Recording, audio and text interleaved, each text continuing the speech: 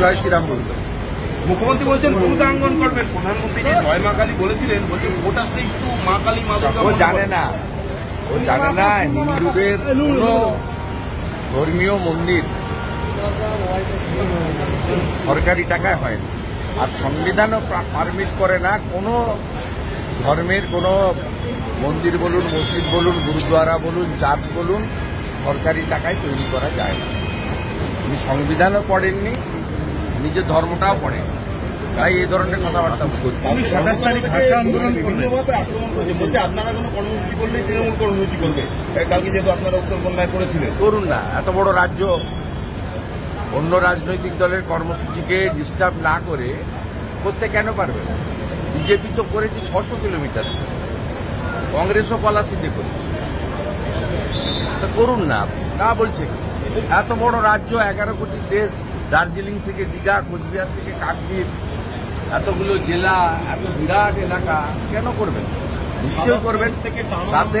তাতে অন্য কারোর কর্মসূচিকে ব্যাহত না করেই করবেন। এসব কথা ওনাকে বলতে না বলুন। জ্যোতিবাবু, বুদ্ধবাবুর সময় ওনাকে কোনোদিন হাইকোর্টে যেতে হয়নি বন্ধ হরতাল করতে, আর আমাকে 87 টাইম যেতে হয়েছে, যেহেতু আমি opposition leader, no sitting opposition leader, এবং বিজেপিকে রিপ্রেজেন্ট করি। সেই কারণে আমাকে 86 বার যেতে হয়েছে হাইকোর্টে, এবং উনি থাকতে মাস 6 আছেন, উনি আরো বার 14 যেতে হবে। বলুন, আমি আমার ফ্লাইটে টাইম। দেবকে তো ঘাটালে পাওয়া যায়নি, দেবকে ঘাটালে পাওয়া যায় না, ঘাটাল ডুবে আছে অর্ধেকটা। ঘাটালে লোককে জিজ্ঞেস না, দেবকে কালকে মঞ্চে লুট হয়েছে, পিংলায় একটা পোর্শনে লুট হয়েছে, ঘাটাল দাসপুরের অনেকেই তো ওনাকে ভোট দিয়েছে, বন্যায় ভাষা লোকরাও ভোট দিয়েছেন, তাদের কাছে জিজ্ঞেস করুন যারা মঞ্চে উঠে দাঁড়িয়ে আছে। ভাষা আন্দোলনের ডাক দিয়েছে 27 তারিখ। কোন ভাষার জন্য? বাংলা ভাষাকে রক্ষা করার জন্য। বাংলা ভাষার উনি কে? বাংলা ভাষার উনি কে? বাংলা ভাষা রক্ষা করার উনি কে? ওনাকে কে সেই হকদারি দিয়েছে?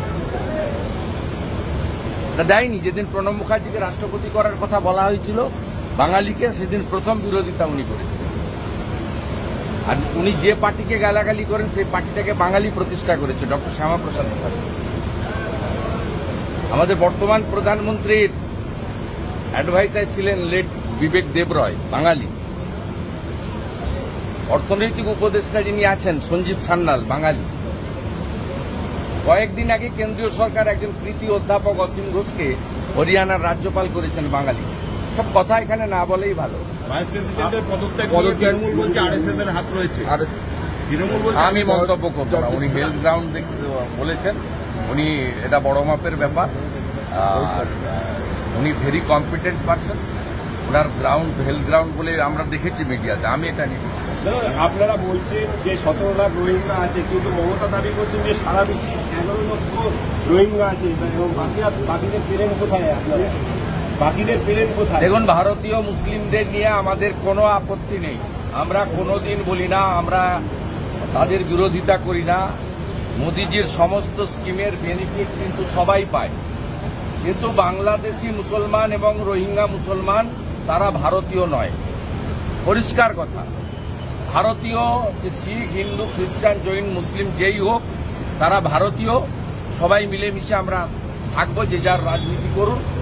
তারা আমাদের হিন্দুদের পার্টি বলেন, কিন্তু মোদিজির কোনো স্কিম কোনো একটা ধর্ম সম্প্রদায়ের জন্য নয়। পরিষ্কার কথা বলি। কিন্তু আমরা পরিষ্কারভাবে বলি, 540 কিলোমিটার কাঁটাতারের বেড়া না থাকার জন্য বাংলাদেশ থেকে বার্মার যে রোহিঙ্গা রিফিউজিরা এখানে প্রচুর সংখ্যায় ঢুকেছে, তাদের নাম হচ্ছে রোহিঙ্গা। 2017 সালে মুখ্যমন্ত্রী তাদের ইনভাইট করেছিলেন।